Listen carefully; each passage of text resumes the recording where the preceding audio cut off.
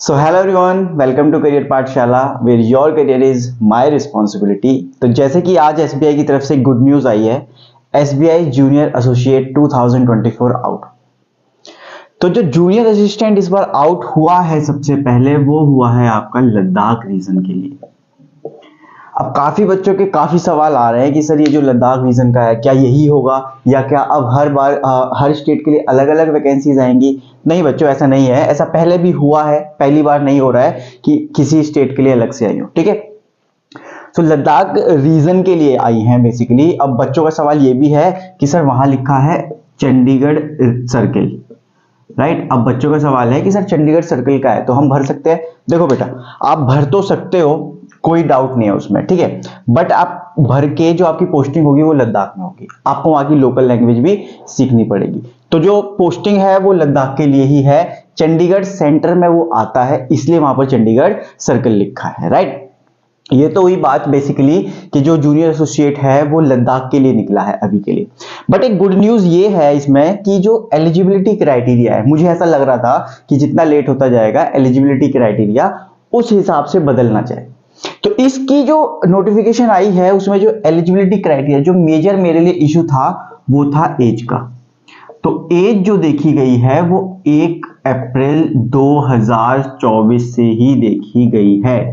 तो ये एक बहुत बड़ी गुड न्यूज है कि आपको एज जो है वो इस डेट से देखी जा रही है। तो इसमें कोई घबराने की बात नहीं है कि नोटिफिकेशन अगर लेट हो रहा है तो हो सकता है कि आगे जो एसबीआई का क्लर्क का जो वर्ल्ड नेशन वाइड जो निकलेगा, अब जो पूरे इंडिया के लिए निकलता है एसबीआई क्लर्क, उसमें भी यही डेट अगर एलिजिबिलिटी हुई तो बहुत अच्छी बात होगी। और मुझे लगता है कि यही एलिजिबिलिटी उसमें रहने भी वाली है। अब काफी बच्चों का ये सवाल है कि सर ये तो ईएमआई में दे रहे हैं, मतलब एसबीआई क्लर्क की जो नोटिफिकेशन है वो भी ईएमआई में आने लगी। नहीं, ऐसा नहीं है। देखो अभी इस पर्टिकुलर रीजन के लिए इसलिए निकाली है क्योंकि देखो इस रीजन में ना कोई जाना पसंद नहीं करता, तो इसलिए इस पर्टिकुलर रीजन की निकाली है कि भाई अगर इस रीजन के लिए कोई आना चाहता है तो वो आए। ठीक है, तो आप अगर जाना चाहते हो तो आप भी वहां जा सकते हो। बस ये है कि इस पर्टिकुलर रीजन में कोई जाना नहीं चाहता था, इसलिए उन्होंने अलग से निकाली है। और जो पूरे इंडिया की जो वैकेंसीज निकलती हैं वो भी आएंगी आपकी। लगता है कि देखो अगर ये निकल गई है तो इसका मतलब है कि प्रोसेसिंग शुरू हो चुकी है, तो बहुत ही जल्दी एसबीआई क्लर्क की आपकी जो वैकेंसीज हैं वो आ जाए, राइट। अब एसबीआई क्लर्क की जो वैकेंसीज हैं वो आई गेस 10,000 अराउंड हो सकती हैं इस बार, क्योंकि जो एसबीआई की जो ब्रांचेस हैं, एसबीआई सोच रहा है, प्लान कर रहा है कि उसमें 700 ब्रांचेस को करीब करीब ऐड किया जाए। तो बच्चों देखो एसबीआई का एग्जाम तो ये है, ठीक है, आने वाला है, लेकिन अब एसबीआई की तैयारी कैसे करनी है। तो एसबीआई की तैयारी मैं भी अपने यूट्यूब चैनल पे करा रहा हूं, मैं भी आपको टॉपिक्स जो है वो पढ़ा रहा हूं।